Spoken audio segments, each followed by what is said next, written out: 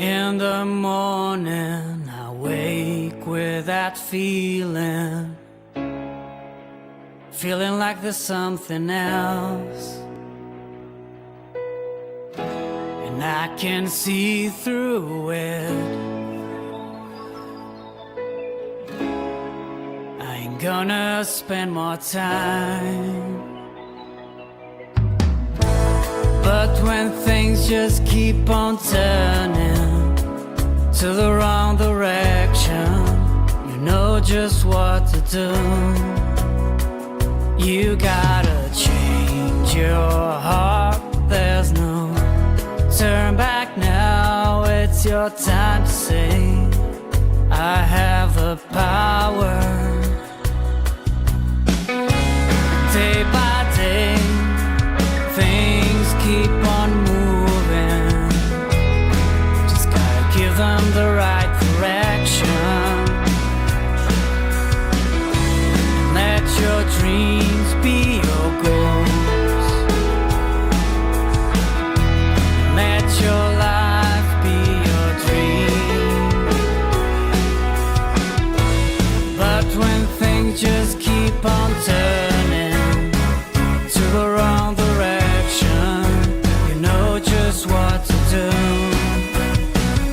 You gotta change your heart, there's no turn back now. It's your time to say, I have the power.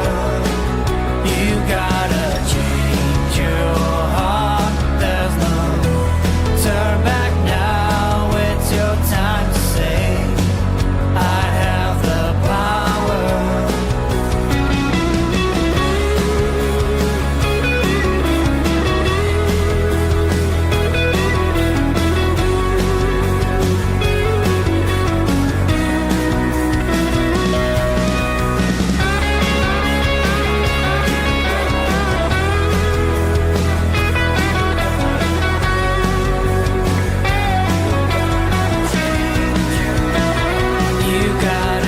change your heart, there's no turn back now. It's your time to say, I have the power.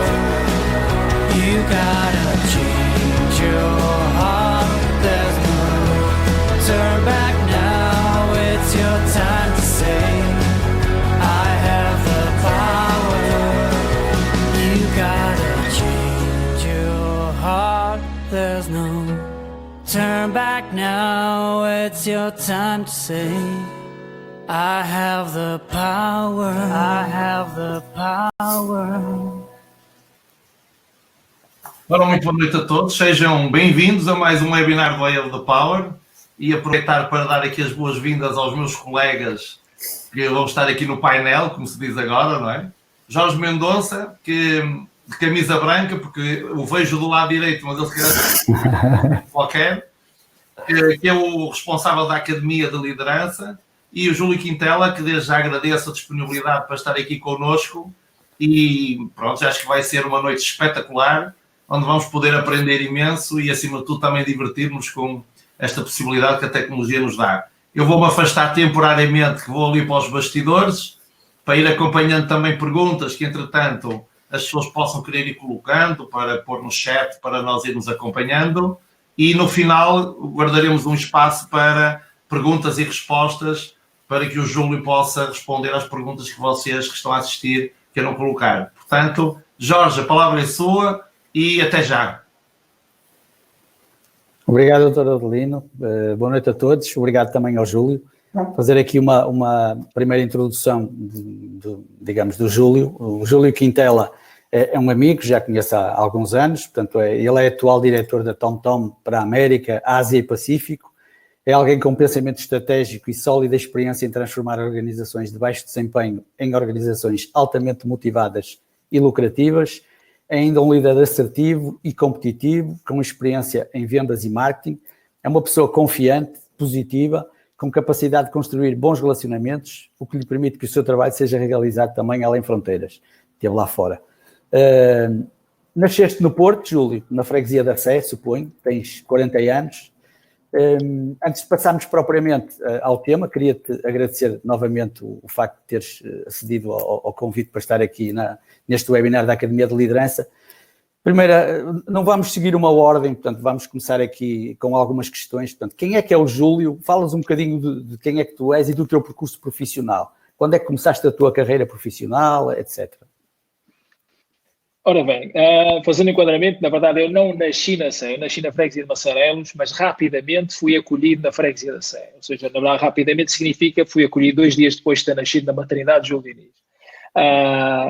Mas pronto, como tu falaste, eu sou do Porto, sou nascido e criado na Sé, tenho 40 anos, mas mais do que profissional, que aquilo que referias, e talvez até mais isso que me traz cá, hoje eu sou pai, sou esposo, sou filho e sou irmão. E obviamente eles fazem parte daquilo que é o Júlio Quintela, não há forma de os subtrair daquilo que eu sou e daquilo que eu continuarei a ser. O Júlio, e tu acabaste por resumir um pouco, o Júlio quem é? O Júlio é uma pessoa altamente competitiva, e competitivo de forma alguma não tem a conotação negativa. O facto de ser competitivo é alguém que deseja que o dia da amanhã seja pelo menos melhor do que o dia de hoje, basicamente é isso. Isso obviamente me ajuda naquilo que tem sido o meu progresso, não só profissional, mas também pessoal. Além disso, eu sou uma pessoa muito positiva, obviamente que o sou, porque isso está inerente à questão de ser competitivo, porque não conheço ninguém que possa ser competitivo e não seja positivo. De certa forma, não há congruência entre o mesmo. Além disso, eu sou um jovem, tenho 40 anos, como tu mencionaste. Sou uma pessoa muito bem disposta, muito divertida, amigo do amigo, amigo do inimigo, que não acredito que tenha muitos. Eu sou super disponível e extremamente comunicadora. E sinto-me bem em comunidade. Basicamente, tenho necessidade de estar com pessoas. Daí a dificuldade neste momento de Covid, estar fechado em casa, mas felizmente tenho 2 filhos, tenho a minha esposa, sempre dá para conviver, mas de facto tenho essa dificuldade. Eu preciso de pessoas. Daí ter uma vontade tremenda em trabalhar com equipas. Neste momento até tenho equipas espalhadas um pouco pelo mundo, como tu referiste, desde Américas, Austrália, Nova Zelândia, Índia e mais recentemente estou com Portugal e Espanha também. Muito bem. Quando é que começaste a tua carreira profissional? Eu sei que, digamos, nós conhecemos um bocadinho na área das telecomunicações, eu tive 18 anos na área das telecomunicações e foi aí que nos conhecemos. Como é que tu começaste a tua carreira profissional, uma vez que agora, digamos, estás até a liderar países, mas não começaste aí, não é? Não foi isso.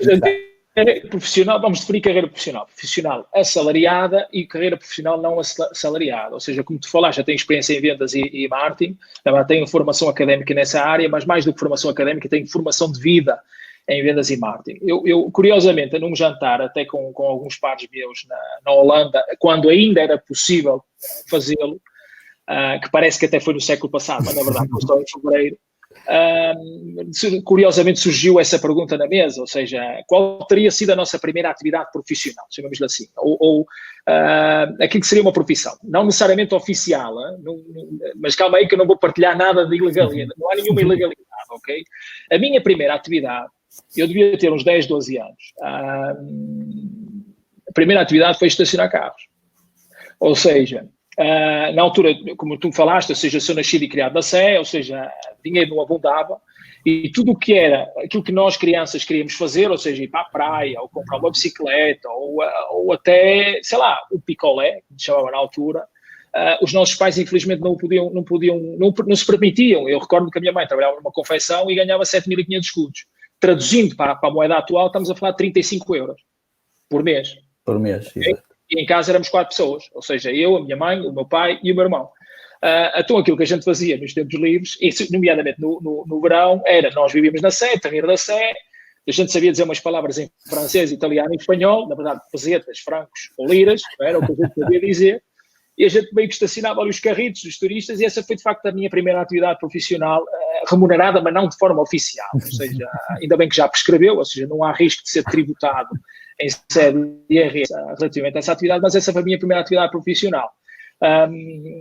Que era que na verdade a conotação não era a conotação de hoje, ou seja, na altura o que se via era um grupo de meninos ou de moleques, não é? Na Sé, todos nós amigos, jogávamos a bola e no intervalo a gente ia estacionar os carros e depois evoluiu, depois começámos a levar os turistas excursões às caves de vinho do Porto, onde éramos comissionados, a levar a alguns restaurantes na zona onde também éramos comissionados, e eu recordo-me que inclusive existe um indivíduo, não me recordo o nome, que inclusive acabou por montar uma empresa de turismo, okay? na zona da Ribeira do Porto. Ou seja, isto foi a minha primeira atividade profissional. Depois evoluiu, depois trabalhei como monitor do IPJ, onde eu levava crianças da zona histórica do Porto para a piscina, basicamente era um monitor que acompanhava, trabalhei a levar esses mesmos jovens para a praia, acabei de fazer um part-time numa gráfica a fazer encartes,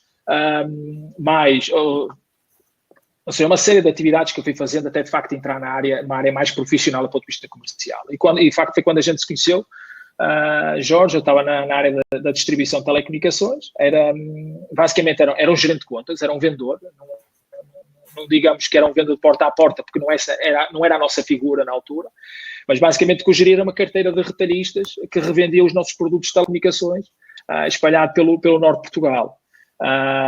Trabalhava sozinho, saía de casa às 6h30, 7 da manhã, se fosse para Chaves, saía às 8 da manhã, se fosse, se calhar, para Marco Canaveses, pronto, e essa era a minha vida de segunda à sexta-feira, bastante acomodado, bastante feliz e satisfeito. E essa era, de facto, teria sido a primeira grande atividade comercial, a primeira grande atividade profissional, oficial e de forma estruturada e remunerada. Muito bem. Ora bem, pessoas de sucesso, e nós lemos em inúmeros livros, e elas possuem hábitos e rotinas. Quais é que são os teus hábitos e as tuas rotinas que potenciam resultados? Portanto, não falarei em alguns hábitos que não, digamos, aqueles tradicionais, mas aqueles que tu reconheces como potenciam resultados.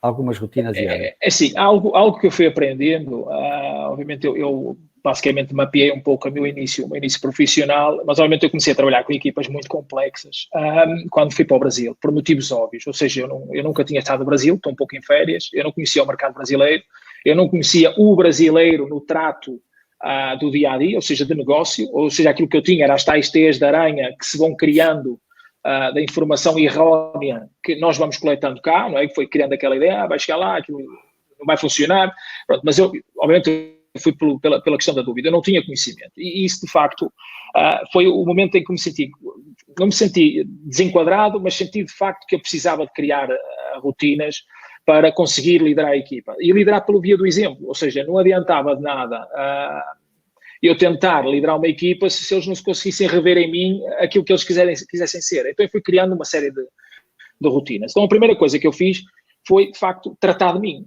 Ou seja, e isto eu até aprendi de uma forma muito curiosa. Eu acho que já partilhei contigo em tempos, Jorge, que é, quando a gente entra num avião, eles dão as instruções de segurança. Dão uma carrada delas. Please, ou seja, aperta o cinto, colete está debaixo do assento, inúmeras instruções. Mas há uma delas que define exatamente aquilo que um líder tem que ter, em termos de comportamento. E define, e depois a seguir eu explico a questão das rotinas, que é, quando quer a máscara de oxigênio, o que é que eles dizem? Coloque a sua máscara antes de ajudar os outros. E ser líder basicamente é isto. É que não tem segredo. Ou seja, quando dizem, líder nasce, o líder é nato. O líder não é nato. Porra, não existe isso. O líder, ele adquire conhecimento, e sabe como tratar pessoas, vai adquirir valências e depois torna-se um líder. Se tiver predisposição para isso, pô. Mas aí, aqui onde é que se encaixam as rotinas? Tu tens de tratar de ti. E tratar de ti implica disciplina. E isto está tão inerente, tanto a um líder como a elementos de alta performance. Okay? Então aquilo que eu criei foram rotinas para mim mesmo. Ou seja, eu não abdico do meu tempo para desporto, eu não abdico. Ou seja, eu cuido do meu corpo. Não tenho necessidade de ter um corpo atlético, as known as Cristiano Ronaldo, não tenho essa necessidade, mas tenho que me sentir bem com o corpo que eu tenho. Okay? Porque se eu quiser falar com as minhas equipas e transmitir confiança, se eu for assim, não é? Se não tiver uma postura física, por muita confiança que eu tenha na voz, eles não vão rever em mim confiança. Ponto. É inegável. E se o seu líder não transmite confiança, a equipa não vai atuar de forma a alcançar as metas ou os objetivos que são propostos. Então, a primeira rotina que eu tenho é, eu levanto-me cedo, e a primeira vitória que eu tenho no dia, e isto é importante para toda a gente, não é só o líder, é importante para toda a primeira vitória que eu tenho é o despertador. Ou seja, e eu acho que a minha esposa até deve estar a escutar o webinar, e ela sabe, é pena que ela não pode, a não ser que ela apareça pela porta, mas ela sabe que para mim é importante eu ganhar ao despertador. A primeira vitória que eu tenho no dia. Ou seja, o despertador está pré-definido, neste momento de Covid, está pré-definido para as 7h20 da manhã, e às 7 horas eu tenho que estar a pé. Ou seja, esta é a minha primeira vitória. Ou seja, eu começo o meu dia a ganhar. Na hora. A ganhar. Então o meu hábito é às 7 da manhã eu acordo. Ok? E eu acordo, trato da minha higiene pessoal, deixo e vou preparar o café da manhã para a minha família. Segunda, ou seja, primeira coisa, começar o dia com uma hábito. Segundo, começar o dia a servir os outros. Ok? Isto é importante. Depois daí, o que é que eu faço? Há um momento de pausa. Há pouco tempo comecei de tentar aprender o método da meditação, porque há alguns líderes que eu sigo e faço questão de seguir, assim o indicam, e eu comecei a fazer um momento da meditação, ou seja, depois de preparar o café da manhã, enquanto a família está a dormir, eu tiro um tempo para mim, que pode ser ou na rua a caminhar, que neste caso com o Covid não o faço, ou então eu vou até à varanda ou até ao terraço e deixo-me estar durante algum momento e medito. E o meditar basicamente é pensar como é que vai ser o dia, o que é que eu quero tirar do dia de hoje e por aí fora. Depois eu tenho o meu momento, ou seja, como eu falei, eu pratico desporto, eu faço desporto. Depois de fazer a minha hora de desporto, aí sim começo a trabalhar, ponto. E começo a trabalhar, basicamente, pego naquilo que foi o que eu deixei do dia anterior, ou seja, dos to-dos que eu tenho, ou do follow-up que eu tenho para fazer pela manhã, e começo a fazê-los, e depois tenho reuniões e tudo mais.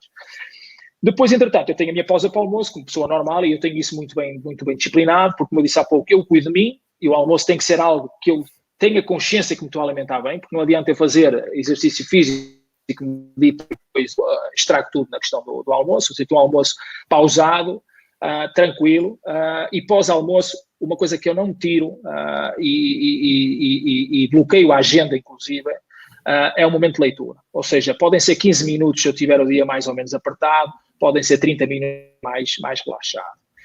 E o porquê da leitura? A leitura permite-me aprender. Okay? E às vezes a gente está emaranhado no meio desta vivência de correria, faz isto, faz aquilo, e muitas vezes a gente queixa-se de não tenho tempo para isto, não tenho tempo para aquilo. E eu criei esta disciplina, ou seja, 15 ou 30 minutos significa que eu leio um capítulo ou 2 capítulos. Era isso que eu te ia perguntar, desculpa interromper. Não é ler jornal Notícias ou a Bola, mas ler um livro. Não, é ler literatura.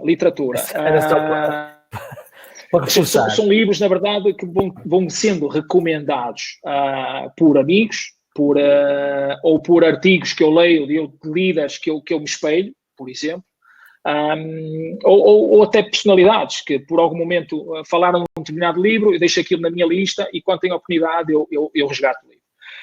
Então criei esse hábito da leitura e isso para mim é importante, porque o que é que isto permite? Eu acabo o meu almoço, ou seja, que é meu, ou seja, é um momento de serenidade, eu faço a leitura e o facto de ler, ele permite-me, como eu disse há pouco, permite-me ganhar tempo para aprender, porque o resto do dia é em alta rotação, ou seja, eu tenho que falar com as equipas, como eu disse, como tu falaste, eu tenho equipas na Austrália, tenho equipas na Nova Zelândia, tenho equipas nos Estados Unidos, ainda temos alguma operação na América do Sul, tenho agora mais recentemente Portugal e Espanha, reporto a uma central, a um headquarter na Holanda, em Amsterdã, e obviamente eu tenho uma vida muito, muito acelerada, e o momento da leitura é a oportunidade que eu tenho de aprender, porque eu gostaria muito de poder fazer ou um MBA ou mais uma pós-graduação ou algo, mas eu sei que o tempo que eu tenho não me permite. Então a forma que eu tenho de aprender é através da literatura. Okay? Isto é outro hábito. Depois, durante o dia, continuo o meu trabalho, faço uma pausa a meio do dia e depois encerro o meu dia por completo. Ou seja, mas existe aqui de facto uma rotina, que é a rotina, ela está direcionada para que eu me sinta bem. Ou seja, que é a tal questão que eu coloco a máscara em mim antes de ajudar os outros. Porque se eu não cuidar de mim, eu nunca vou poder fazer com as minhas equipas. E de facto, isto foi uma precedente, como eu falei há pouco, quando eu cheguei ao Brasil, porque eu de facto comecei a sentir dificuldade na gestão das equipas, ou seja, por muito boa vontade, por muitas ideias que eu tivesse, e dou um maior exemplo de todos. Em 2015 nós lançámos uma marca de desporto da TomTom, que era a TomTom Sports, no Brasil. E eu estava com 103 quilos. Agora expliquem-me a mim como alguém com 103 quilos vem de desporto. Não é? Não há congruência, ou seja, não joga a cara com a careta, não é? Como se diz. Ok, eu tinha uma equipa que a contratei para me ajudar a desenvolver esta marca no Brasil, para atingir a liderança, era claro, a meta era clara, mas a equipa, começou a trabalhar comigo, nunca me disseram. vamos ser honestos, nunca me o disseram, nunca me apontaram o dedo, mas deviam pensar, tipo, o tipo quer vender, quer alcançar a liderança, quer ser isto, quer ser aquilo, vende uma marca de desporto, tipo, pesa 103 quilos. Não joga, não cola, não é? Não cola. Ok, 2016 eu fiz a meia maratona do Rio de Janeiro. Muito bem, muito bem. E já agora, por acaso, com a questão seguinte que eu tinha aqui, como é que foi aceitar o primeiro desafio para ir para fora de Portugal, para ir viver para fora de Portugal, nomeadamente o Brasil, que eu suponho que foi o primeiro país, depois moraste nos Estados Unidos, mas como é que o primeiro foi o Brasil, não é? Eu recordo-me até, acho que até almoçamos um dia, acho eu ali perto da Leonesa, quando tu já tinhas vindo até para levar depois a tua esposa e o teu filho, que só tinhas ainda um filho na altura, mas como é que foi o desafio de, digamos, convidarem-me para ir para um país, para eu ir para fora? Como é que foi isso? Como é que é engraçado que o facto de ter ido para lá é curioso, porque isto faz-me lembrar outra situação. Eu não estou a fazer jogada política, ok? Eu não sou político, não vou fugir à pergunta, Jorge, nem vou respondê-la, mas queria criar os alicerces para a mesma. Eu, uns anos antes, eu fui viver para Lisboa.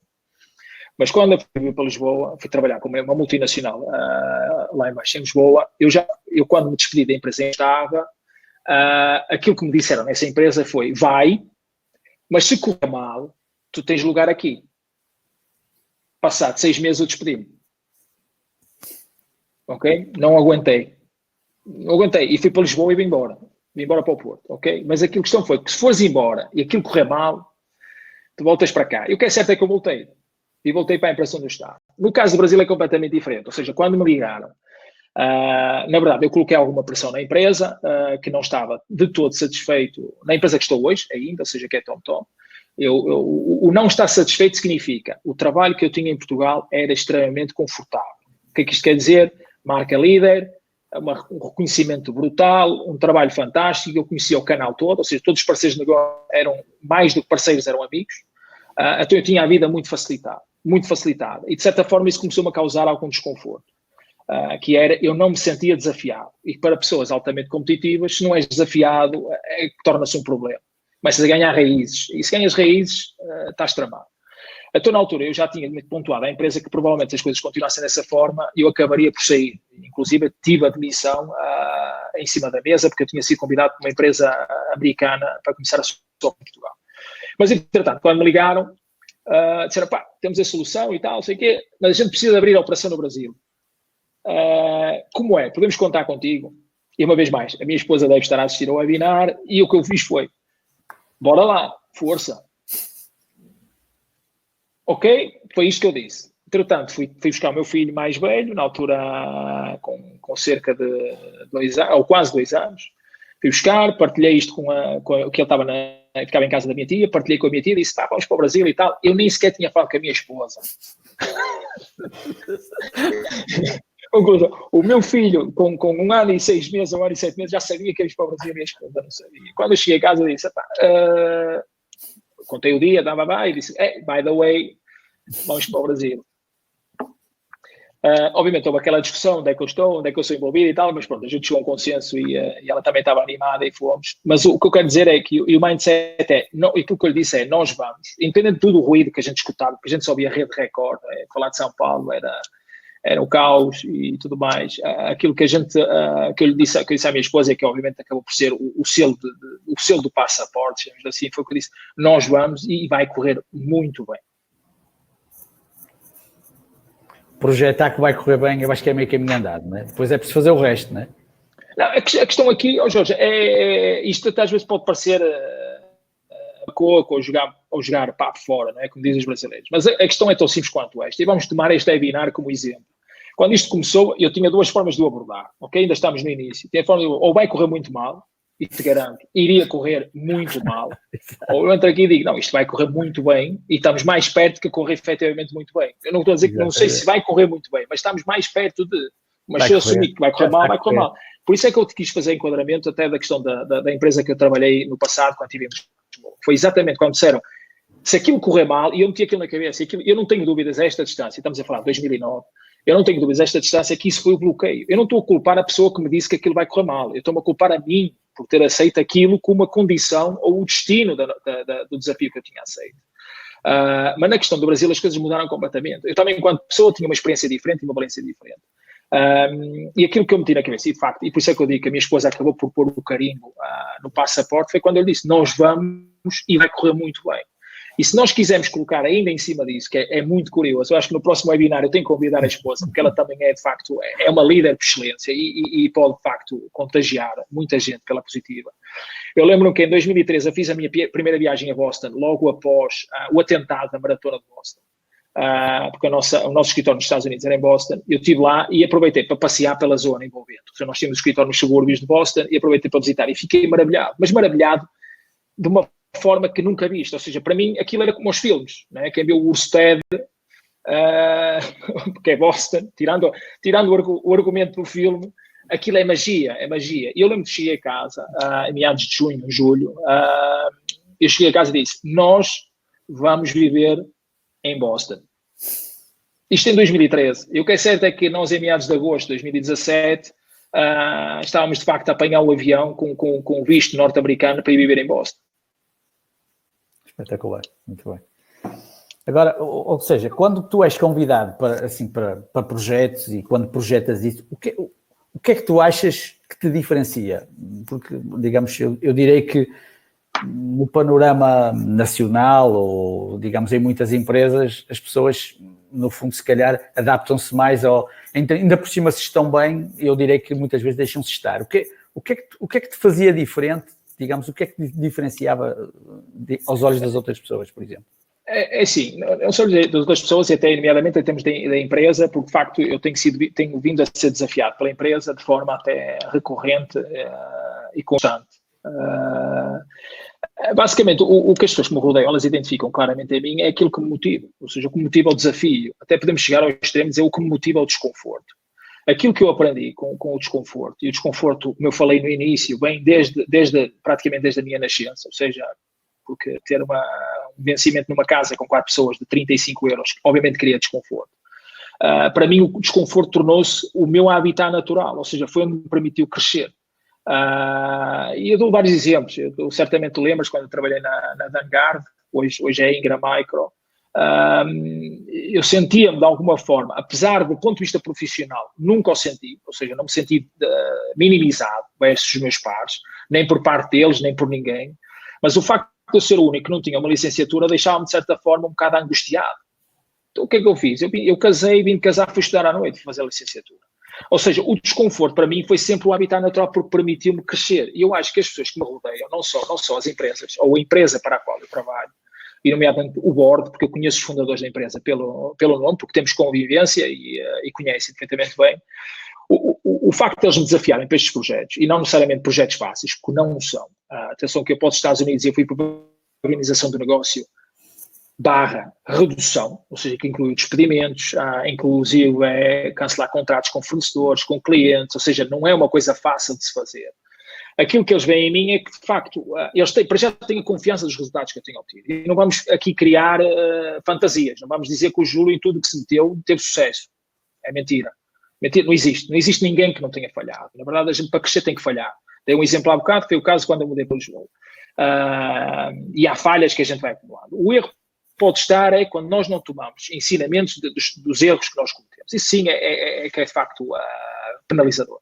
Mas aquilo que a empresa identificou foi, ou os meus pares e até mesmo quem trabalha comigo, independentemente das falhas que o Júlio tem, que as pode ter, de facto ele tem-se mostrado capaz, ou seja, em ambientes adversos, em ambientes complexos, em ambientes muito obscuros, em que nós não temos conhecimento, o Júlio tem-se de facto mostrado capaz de absorver e identificar o ecossistema onde está inserido e atuar em conformidade.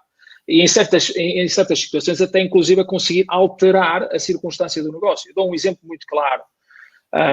Eu fui mandatado nos Estados Unidos para fazer uma reorganização do negócio e mais tarde fechar o negócio. Basicamente foi isto que a empresa me pediu. Porque a empresa não acreditava na viabilidade do negócio. Isto foi 2018. Nós estamos a meados de 2020 e o negócio ainda lá está, altamente lucrativo e tivemos a semana toda a trabalhar, inclusive no plano de negócio até 2023. Ou seja, isto prova exatamente porque é que a empresa confia naquilo que é o Júlio Quintela. Confia porquê? Porque é uma pessoa, como eu disse há pouco, é uma pessoa confiante.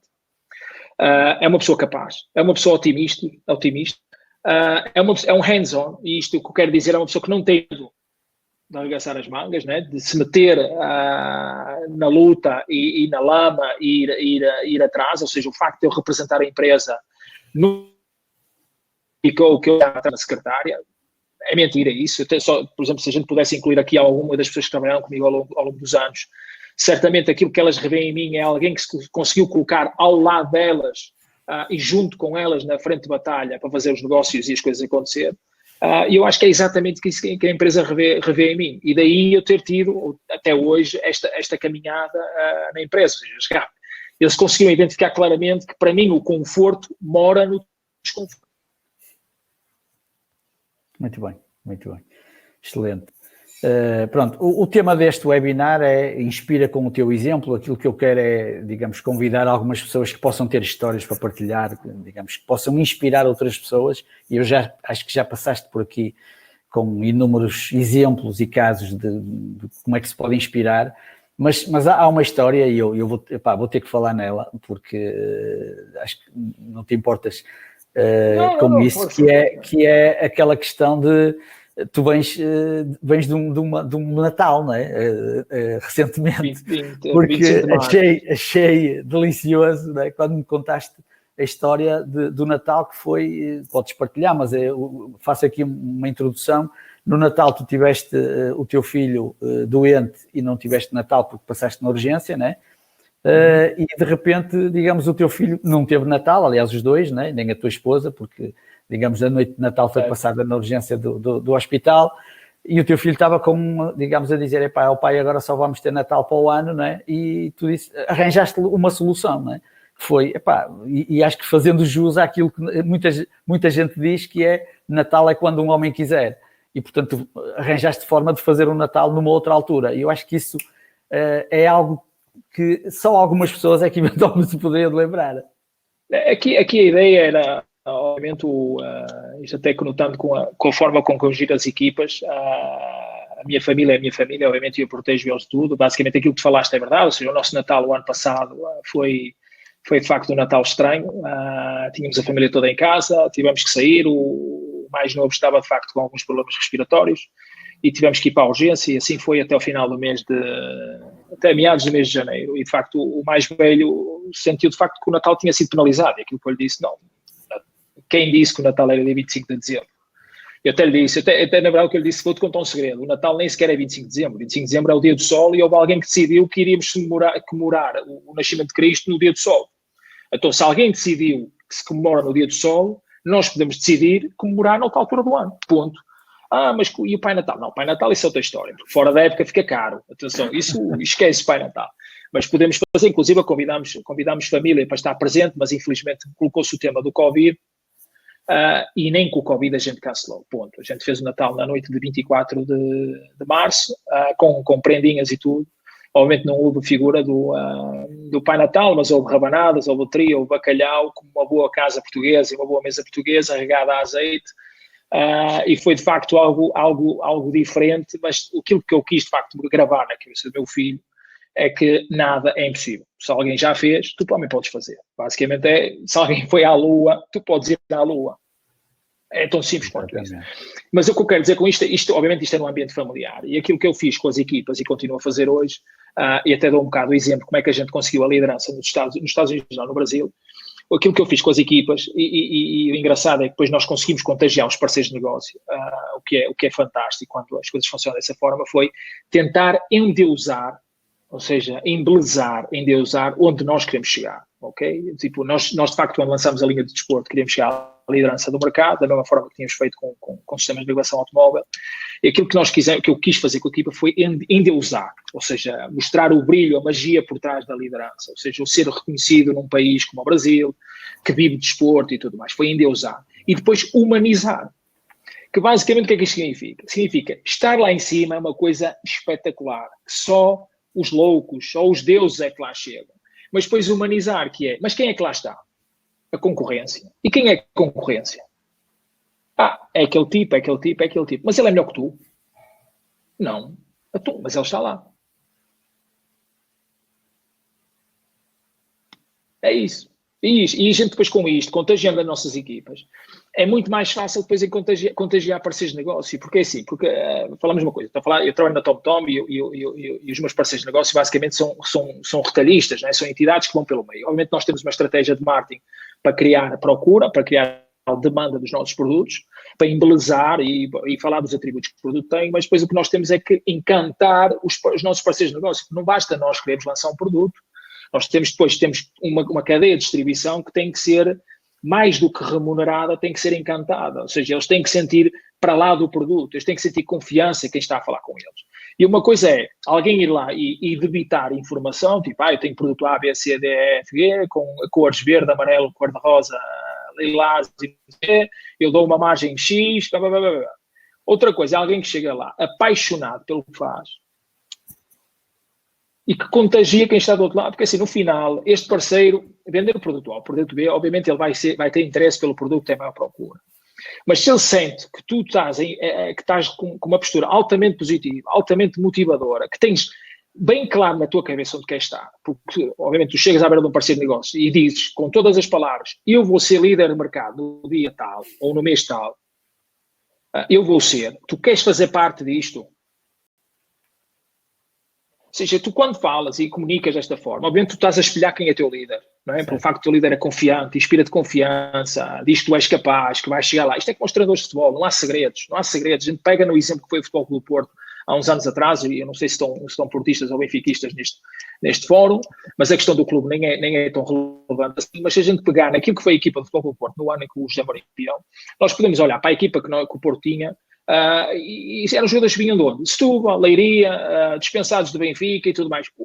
O que é que o Mourinho fez? Ele na verdade, o que fez foi inflou o ego, criou uma visão, criou um sonho comum com eles todos. Eu não sei se o sonho era ganhar a Champions League, mas campeão era ser de certeza absoluta. Okay. Inflou o ego, teve uma postura confiante para eles e deles competências para. E é aquilo que eu tento fazer com as minhas equipas. Porque, e eu posso partilhar um bocado, o negócio da TomTom, o negócio de navegação automóvel, nós somos uma empresa muito grande. Mas a área onde eu estou inserido, que é a área de consumo, vem dos equipamentos portáteis. E é fácil entender que hoje a maior grande maioria das pessoas usa a navegação nos telefones ou então embarcada no carro. A minha área de negócio, ela cai. Ou seja, a cada ano que passa, nós perdemos 25% a 30% do negócio. Agora, perguntem-me a mim como é que é possível motivar uma equipa sabendo que 25% ou 30% do negócio cai todos os anos. Agora, em cima disto, coloquem um Covid-19 em que dizem às pessoas para ficar em casa, não se podem mexer. E é uma empresa que tem quebras na ordem dos 90% de faturação. Agora, digam-me como é que conseguem motivar uma equipa? A única forma de motivar uma equipa é criar futuro. É meter o foco naquilo que nós podemos, de facto, criar, naquilo que nós podemos efetivamente fazer. E foi aquilo que se fez tanto no Brasil, com as minhas equipas, ou seja, focaram onde nós queríamos estar, nós queríamos chegar à liderança, o que é que queríamos ser enquanto líderes, o que é que queríamos alcançar, o que é que queríamos fazer, e aquilo que é que as equipas iam obter pelo facto de sermos líderes. Atenção, porque isto também é importante. Ou seja, dizer às equipas, vamos chegar lá e depois lá não há nada, isso também não funciona, ok? Chegar lá até pode ser um jantar, mas alguma coisa tem que estar lá, porque senão as equipas também não chegam. Mas aquilo foi, o facto de a gente ter bem claro o que queríamos, termos a equipa bem energizada, bem alinhada e o contágio que a gente criou no mercado, permitiu que ainda hoje a marca, depois de ter saído do mercado brasileiro, que nós saímos da área de desporto, ainda hoje seja lembrada, relembrada e mais que isso, idolatrada. Muito bom, muito bom. Pronto, como eu disse no início, nós conhecemos há cerca de 17 anos, mais ou menos, portanto, apesar de estarmos muito tempo até sem falarmos, eu sempre te ia ligando, recordo-me que acho que faz anos em outubro ou novembro, eu não sei de cabeça, mas tenho... 13 de outubro, sou o quarto segredo na minha agenda. Exatamente. Eu ligava-te a dar os parabéns, etc, portanto, fomos mantendo o contacto, mas ultimamente, até porque...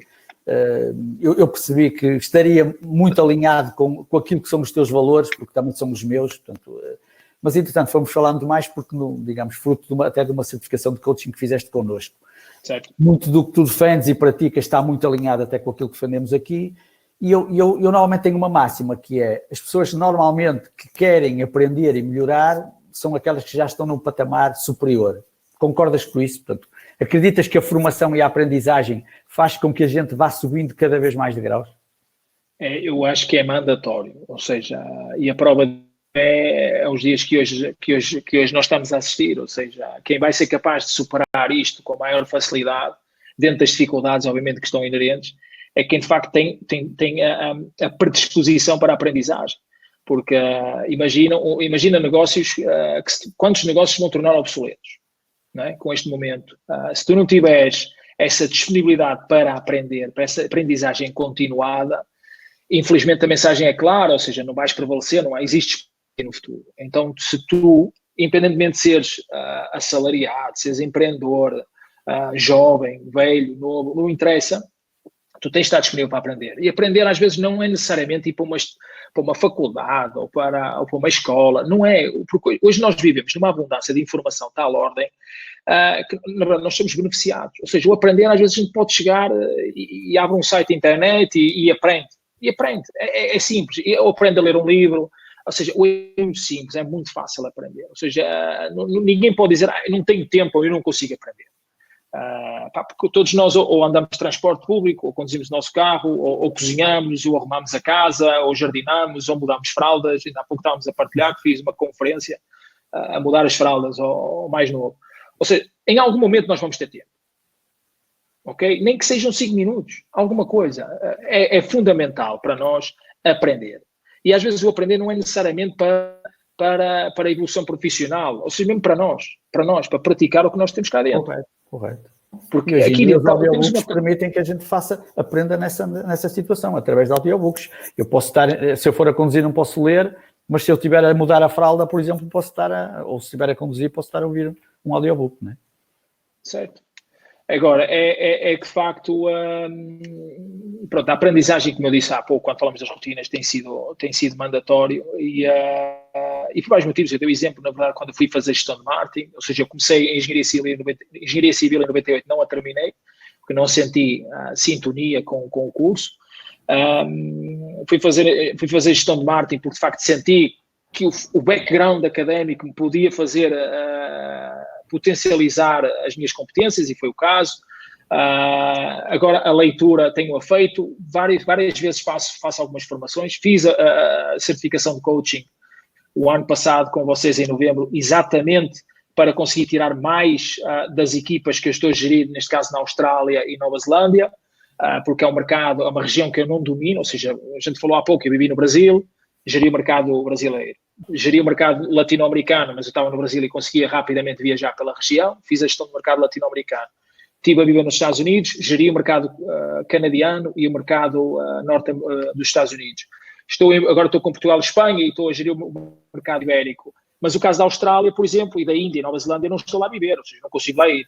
O facto de eu ter equipas lá, eu tinha que arranjar forma de conseguir fazer mais com menos, não é? Com menos presença, com menos tempo, porque eles estão 9 horas à minha frente. Então aquilo que eu identifiquei até de líderes que eu acompanho e que me inspiram, como o caso do Bill Gates e o Elon Musk, em que ambos têm formação na área de coaching, por exemplo, em que basicamente eles assumem, e o novo CEO também da Microsoft, claramente eles assumem que os líderes do futuro, os líderes de hoje, né, que o futuro é hoje, não têm necessariamente que saber tudo de tudo.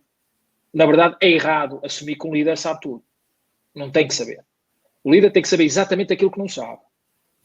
E como é que sabe? Perguntando. E perguntar é a arte do coaching.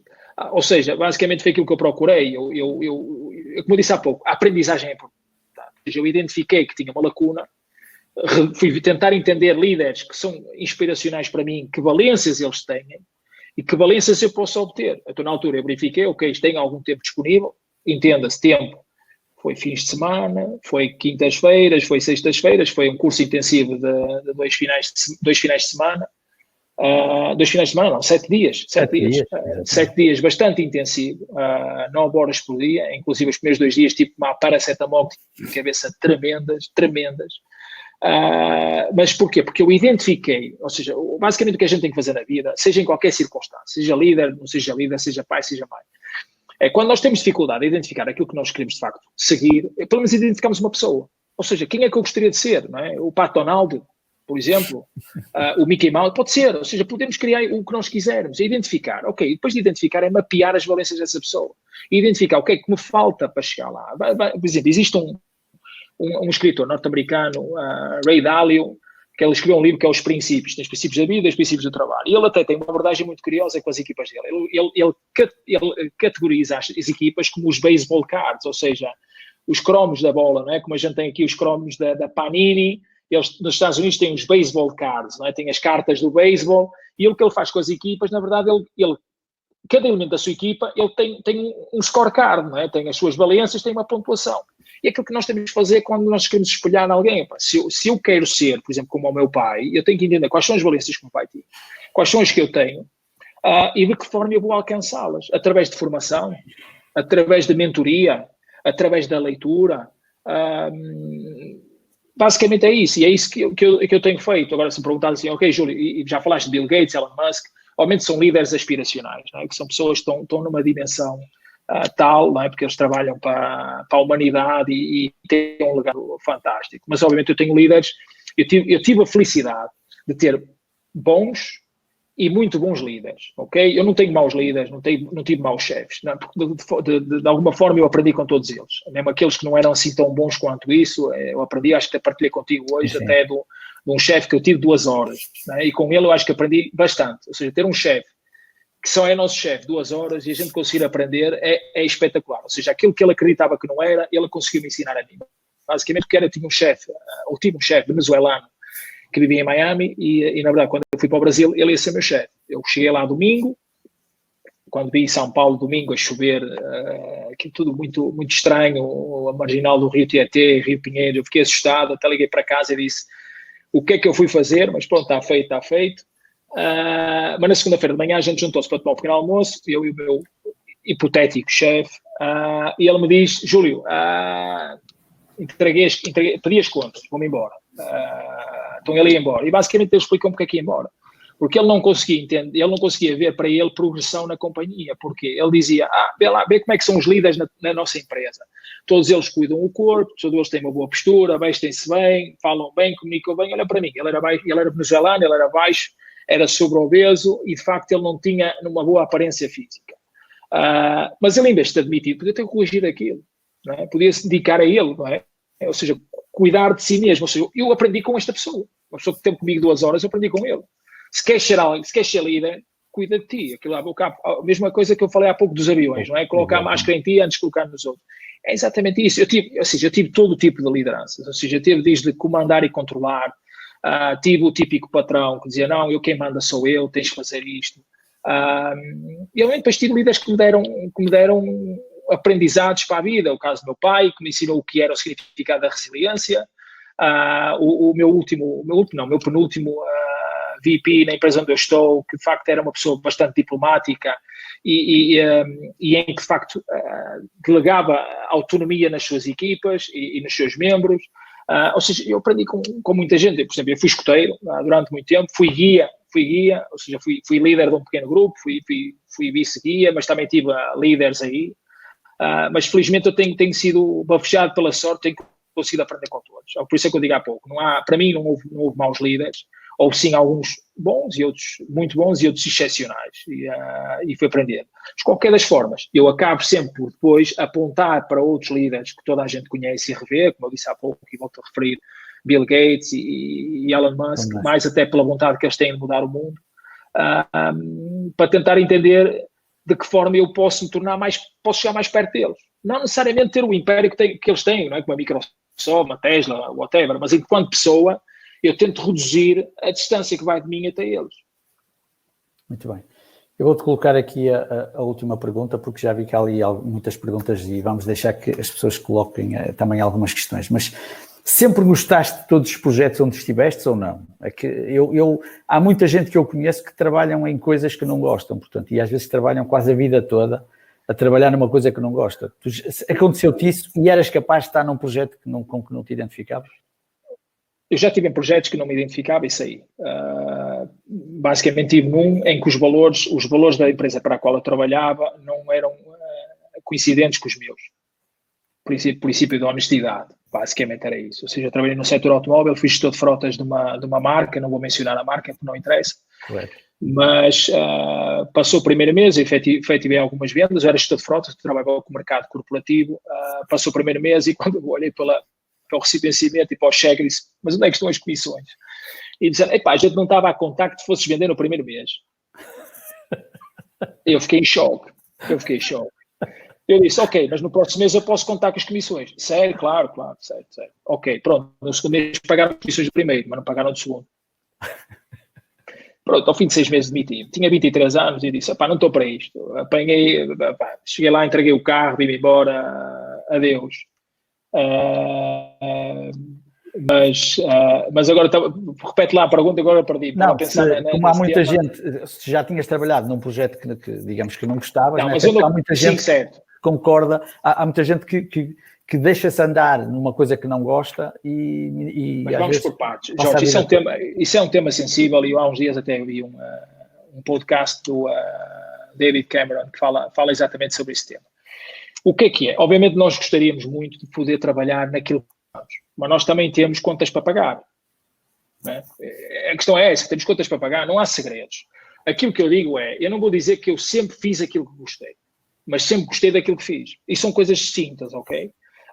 Obviamente, quando nós estamos numa situação mais complicada, eu dou exemplo, quando estive em Lisboa, eu demiti-me da empresa que estava.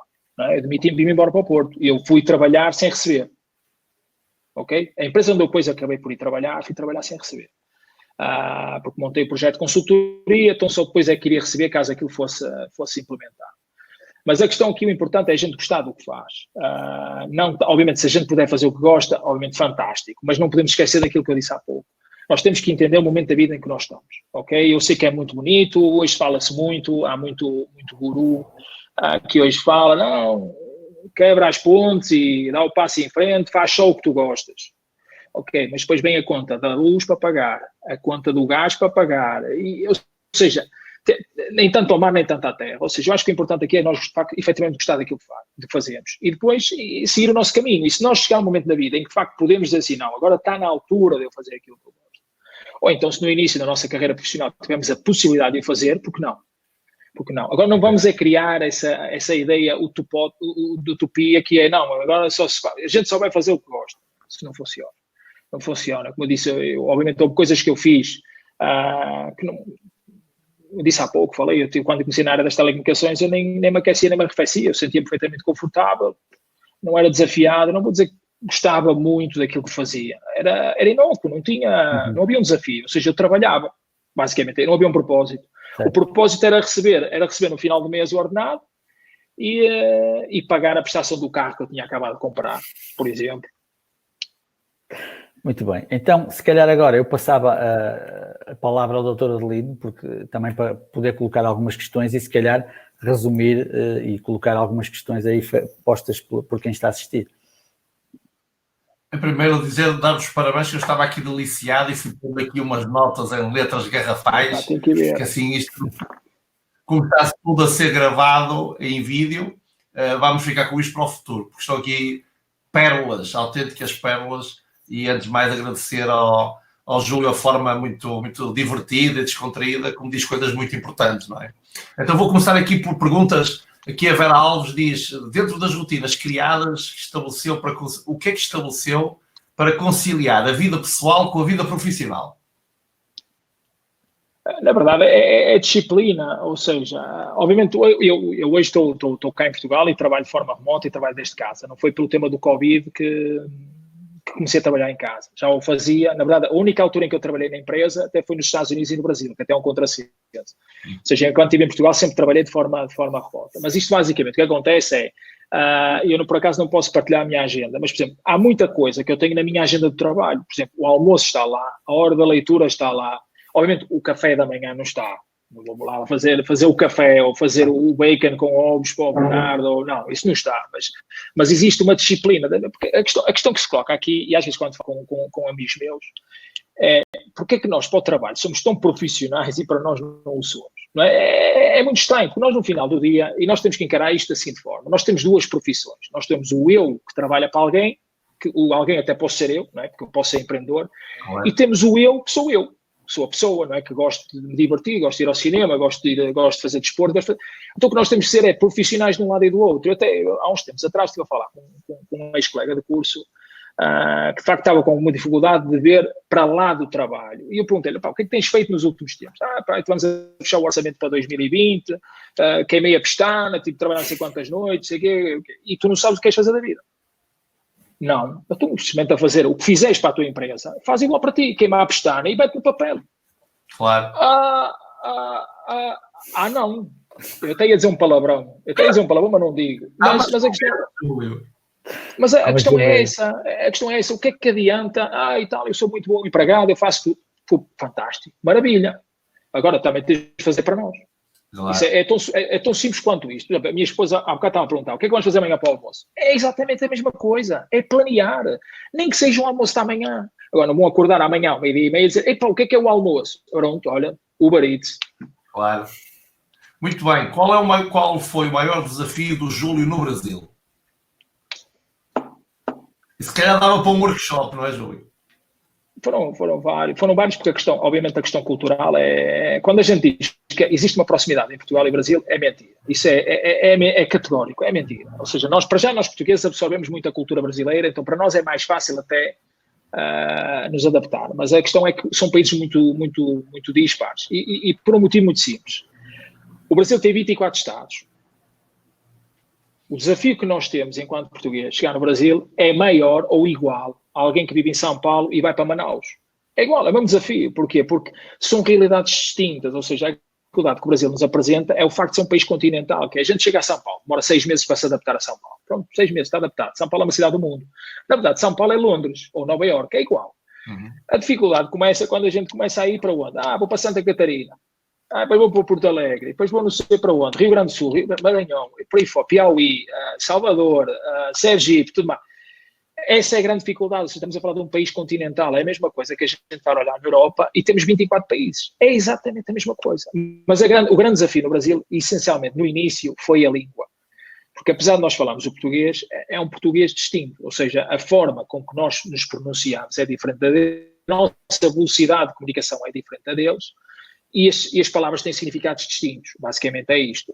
Depois podemos discutir o tempo verbal, ou seja, eles têm uma ação prolongada, nós temos uma ação imediata, porque nós vemos, está visto, eles vão vendo, só tem continuação, a ação, e isto parece que não, às vezes a gente brinca muito com isto, mas isto tem muita importância, até nos compromissos que eles assumem, porque quando a gente diz, em Portugal, diz, eu vou fazer, ponto, eu vou fazer, está feito, esquece, está feito. Quando eles nos dizem, eu vou fazendo, ok, na minha cabeça é ok, ele vai fazer. Não, mas ele vai fazer quando? Ele vai fazer, mas não está errado. A questão é que não está errado lá dentro. Tem a ver com a cultura e com a forma com que a gente fala. Na verdade, a linguagem existe para isso mesmo, é para a gente afinar expectativas, para alinhar expectativas. Eles não mentiram. Ele disse, vai fazendo, ok, existe uma ação continuada. Eu queria era feito. A ação continuada era uma fotografia, era agora. Eu não quero um vídeo, eu quero uma foto. Mas isso, de facto, a dificuldade no início foi de fazer-me entender, foi chegar lá e dizer, ok, eu quero isto, eu vou alcançar isto, eu tenho isto. E eles perceberem aquilo da forma como eu queria. Isto demorou algum tempo. O outro desafio, também indexado ao Brasil, é de facto acostumarmos a novos padrões ou a novos standards. Isso significa o quê? Segurança, lá, significa outra coisa. Saúde significa outra coisa. Educação significa outra coisa, mobilidade significa outra coisa, qualidade de vida significa outra coisa. E isso é importante. Eu não estou a dizer que é pior, atenção, não é isso que eu estou a dizer. Ou seja, nós na vida, nós aceitamos aquilo que queremos, ok? A questão foi, eu quando cheguei lá, obviamente, eu vinha embelezado, não é? Porque aquilo que a gente consome do Brasil, primeiro consumimos Rio de Janeiro, não é? Consumimos Ipanema, Leblon e Barras e tudo mais. E eu fui para São Paulo, que para chegar à praia são 9 horas, não é? Se houver um fim de semana prolongado. Mas a questão é isso, nós temos que colocar, às vezes até temos que mexer com os nossos próprios valores, e isso é de facto um desafio, não é? Porque se imagina, eu privilegio muito a minha família, então em momento algum eu iria para lá se fosse colocar em causa um valor que para mim é importante, que é a família. Claro. Mas a questão é que esse valor foi posto à prova pelo menos 2 vezes. Pelo menos 2 vezes, ou seja, nós assistimos a um tiroteio com o meu filho mais velho no carro, nós assistimos a um assalto à mão armada, aí já estava eu e a minha esposa, ou seja, os meus valores foram testados, ou seja, foram colocados, ok, até onde é que tu estás disponível aí? E na verdade eu acho que nós nunca acabámos por falar muito entre nós, eu e a minha esposa, mas eu sei que se a gente fosse discutir aquilo, provavelmente a gente tinha tomado a decisão de ir embora. Mas pronto, a gente também deu um prazo para entender, era o primeiro de 6 meses, mas de facto ali a questão, o maior desafio no Brasil foi de facto a adaptação à língua, óbvio, normal, porque eu sou pago para comunicar, ponto, na minha empresa sou pago para comunicar, e depois a questão dos meus valores, ou seja, alterar os meus valores, não é isso que eu estou a dizer, ou seja, família continua a ser importante. mas foi criar limites para esses valores, ou seja, até onde é que eu estava disponível a ir para não pôr em causa os meus valores. Muito bem. Qual foi o livro que mais inspirou? Isso é pano para mangas. Ou seja, houve um livro que eu li há uns anos, John Gordon, se não estou em erro, que é O Carpinteiro, que na verdade é um executivo que sai do hospital e tal, e depois até tem uma série de sessões com o carpinteiro, em que o carpinteiro tinha a opção de criar a masterpiece, ou seja, basicamente a peça... Em que, o maior ensinamento que eu tirei desse livro, até é engraçado, porque depois existe outro livro que é o monge... Vendeu Ferrari. O monge executivo, que basicamente o que eles espelham nesses livros, na verdade, é o líder enquanto alguém que serve, não é? Ou seja, servant leadership, basicamente é isso. Certo. Que muitas vezes, enquanto fala num líder, fala num líder como alguém que tem que ser servido, não é? Apesar do meu nome ser Júlio César, não é? Meu nome é Júlio César. Eu até acho que foi um nome muito bem escolhido. Sinceramente foi. No início não achava piada. Até curou em cima agora. Eu pego já, ela deve estar aqui do lado. Mas o que eu estou a dizer é, no início eu não achava piada o nome, não achava. Mas depois com o tempo a passar a gente vai conhecendo o que é que está por trás do nome e tudo mais. Então a gente assume muitas vezes, e eu também já o assumi no passado, em que o líder tem que ser servido. E na verdade, liderança não é exatamente o inverso. Ou seja, liderança é servir. Mas atenção, não vamos confundir servir com fazer as vontades. Porque isso são coisas erradas, ok? Às vezes as equipas ou as famílias e tudo mais, porque eu quero. Ok, não é eu quero. Faz sentido isto? Porque é que existe a necessidade disto, ok? E nós servimos enquanto líder. Nós estamos junto das equipas para servir. E na verdade, aquilo que eu falei há pouco, até das rotinas, a questão do café da manhã e tudo mais, do servir a minha família. Eu, por exemplo, no Brasil, uma das coisas que eu fazia regularmente, eu era o primeiro a chegar ao escritório. Porquê? Dava-me um gozo tremendo ser eu a acender a luz e a abrir a porta às minhas equipas. Agora, não era o último a sair do escritório, ponto. Porque se há coisa que eu não tolero nas minhas equipas é serem pagos para estarem ocupados, ponto. Ou seja, o facto de o que é que acontecia? Eu chegava ao escritório extremamente cedo, já nos Estados Unidos era igual, cedo, e quando eu terminasse aquilo que estava pré-definido para aquele dia, eu pura e simplesmente pegava nas minhas tralhas e punha-me na alheta, ou seja, saía da empresa. No início, principalmente nos Estados Unidos, isto criou algum tipo de mal-estar, ok? Porque as equipas nos Estados Unidos estão habituadas a estar ocupadas. Ou seja, eles entram às 9 da manhã e saem às 5 da tarde. E quando no início eles chegavam lá às 9 da manhã, eu já lá estava. Então, mas eles não sabiam se eu tinha chegado 9 menos 5 ou 7:30 da manhã, que era o que eu fazia, já às 7:30 da manhã. E viam-me ir embora 3:30, 4 horas. Obviamente, no início eles começaram, este tipo chegou cá, fim de uma semana, despede o pessoal, né? Despede metade. Na semana seguinte, vai embora à meio do dia, não, o tipo só pode ser maluco. Só pode ser maluco. Até que depois comecei a explicar-lhes, eu disse, não, eu vou-me embora, não é porque eu sou louco. É exatamente o inverso, é que eu não sou louco.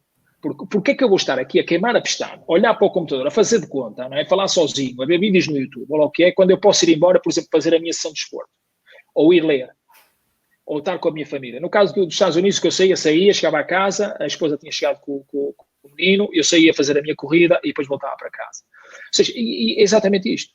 Aquilo que recuperando a questão dos livros, é de facto o líder enquanto alguém que está disponível para servir as suas equipes. E temos vários exemplos. E, na verdade, a Igreja Católica, e não vou discutir a questão da minha religião aqui, mas a Igreja Católica às vezes até tem bons exemplos. Por exemplo, a Missa de Lavés, em que nós temos o Papa ou os bispos ou o cardeal a lavar os pés aos fiéis. O que ele está a dizer é, nós não estamos aqui para que nos sirvam, nós estamos aqui para vos servir. E daí o lava-pés. Então, para mim, o maior ensinamento que eu tive, principalmente do John Gordon, foi de facto a liderança, ou seja, ser líder e servir as suas equipes, ou seja, não ser o inverso, não é? Que muitas vezes está criado na cabeça das pessoas que um líder é alguém que nós vamos servir, não é? Vamos idolatrar, vamos servir, errado, esqueçam, isso não funciona. Isso não funciona. Isso aí funciona, se calhar, em países como a Venezuela, que é os ditadores, não é? Influenciam pelo medo e pelo pânico. De resto, não...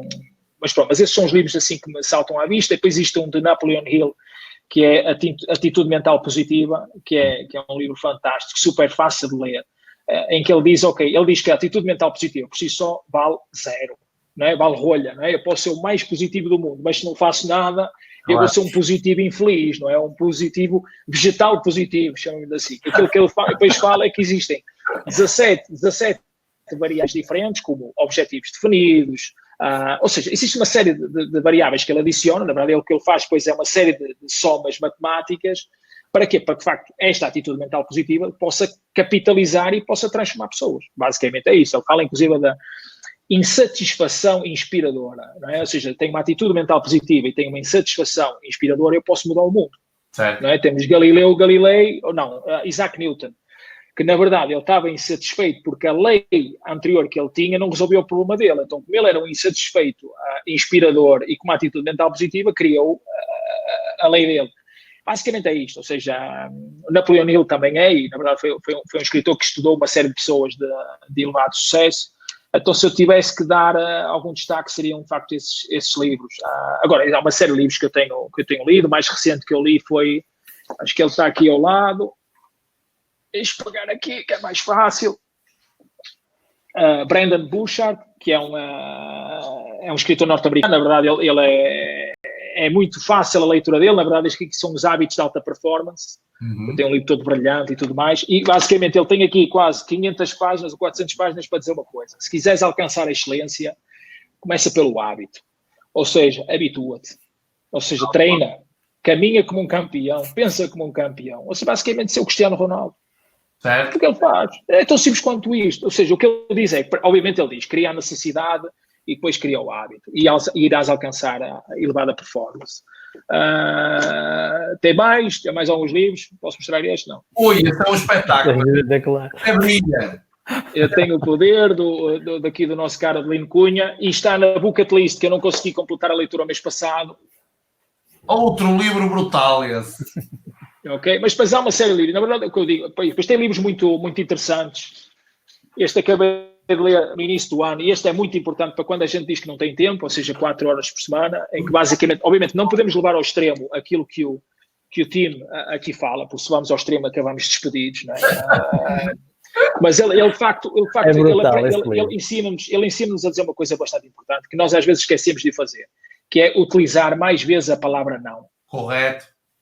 A gente fala muito atitude mental positiva, otimismo, sim, mas a palavra não, ela é uma palavra poderosa, ou seja, porque ela cria barreiras, ou seja, quando nós nos sentimos completamente destruídos, não conseguimos gerir o tempo e tudo mais, e o nosso chefe ou os nossos pais pedem isto, há alturas em que a gente tem que dizer assim, não, e esperem, e vejam o que acontece, Há alturas a gente diz não, e de facto o não era mais acertado, porque aquele tema não era urgente, não era emergente, não era alguém que pensava que aquilo era urgente e disse, não, eu quero isto para amanhã. Pronto, eu experimento dizer não, e a pessoa diz, não, como? É não. Claro. Então esperem. Por exemplo, e a força da palavra não, eu até aprendi no Brasil, porque experimentem dizer não a um brasileiro. Ele chega à vossa beira, senta do vosso lado e diz assim, oi, hoje a gente vai fazer isto. Não. O homem espuma-se, atira-se. Porque no Brasil o não não existe. O não existe. Eu dou um jeito. Pois. Eu dou um jeito. Então, aquilo que a minha equipa aprendeu rapidamente a dizer foi não. Porque eles entravam na minha sala e diziam, Júlio, a gente podia fazer tal. Não. E eles ficavam tipo estado para olhar para mim. E eu dizia, mas o que é que tu estás aí a fazer? Estou à espera. Espera de quê? Você disse não. Não se está a ouvir. Não se está a ouvir? Ficaste sem bateria no AirPod. Disseste que não. Já foste. Não. Não tem, não se ouve. Não se ouve. Tens de pôr de fios. Agora. Ainda não. Não. Cá para mim houve um brasileiro. Houve aqui alguém do Brasil que tirou o fio.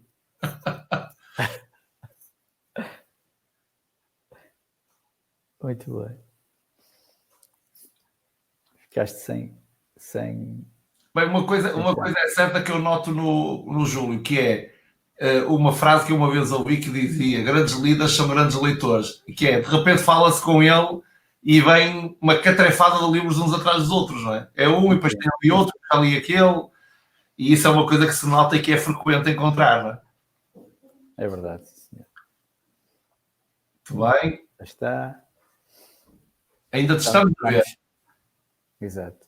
Estamos com uma Estamos com 1h mais ou menos e 40, ainda aí, suponho que há aí algumas questões ainda, não é? Sim, senhor. Estás à vontade. Deixa cá puxar a ver quais são as perguntas que estão aqui pendentes. Ok. Há aqui mais. Ok. Não. Eu estou à procura das perguntas. Que é para ganhar tempo. A malta em casa está. Sim. Tá. Não, mas é muito boas partilhas aqui do Júlio, acho que foi. Claro. Foi muito bom, foi muito bom. Não, mas esta lógica, ele sai e volta a entrar. Esta lógica do desafio do Brasil, que as pessoas muitas vezes pensam que é muito parecido e realmente não me admirava que fosse mesmo fora da caixa para nós, não é? Sim. A lógica de simplificar em demasia. Está o Júlio entrar cheio de gás. Já funciona, não? Já está, já. Impecável. Júlio, é que no meu ecrã tu estavas no meio, estás a perceber? Ok. Agora já está recuperado o som. Houve alguém que deu um jeito, não foi? Lá está.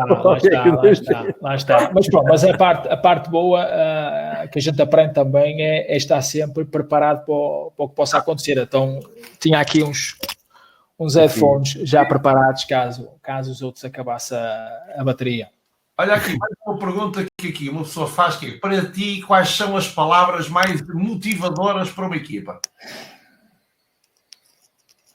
Eu acho que tem tudo a ver com onde a gente quer chegar, ou seja, para mim o importante, obviamente, o dizer às equipas onde a gente quer chegar, ou pelo menos, não é dizer, mais importante dizer é construir essa visão comum e em que tem que haver um compromisso, obviamente tem que haver compromisso, cumplicidade. Mas mais importante, às vezes, do que a própria... Obviamente, a visão é importante, a meta onde a gente vai chegar é importante. Depois é importante a gente entender o que é que está por trás desse indivíduo, ou dessa pessoa que faz parte dessa nossa família ou que faz parte dessa nossa equipa.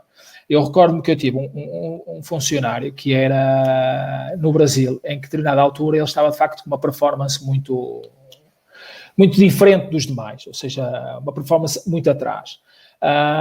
E senti que ele tinha alguma dificuldade em falar comigo, porque, obviamente, porque o que eu disse, altamente competitivo, energizador, ou seja, gosta das equipas motivadas, com muita proatividade, muito positivos e tudo mais, e de certa forma comecei a senti-lo a ficar para trás.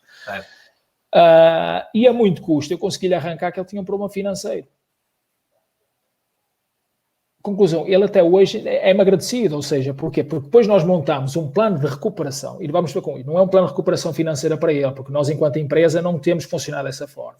Aquilo que nós construímos foi um plano que lhe permitisse a ele alcançar as metas que estavam definidas para nós enquanto companhia, enquanto equipa, mas que, de certa forma, pudesse ajudá-lo a encarreirar a vida dele.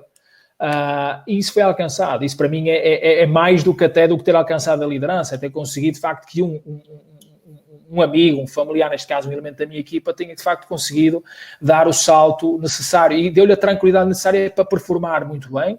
Entretanto, quando fiz o fecho da operação no Brasil, ele foi demitido, mas, obviamente, ele tornou-se uma pessoa de elevada performance, está numa outra empresa e está perfeitamente bem.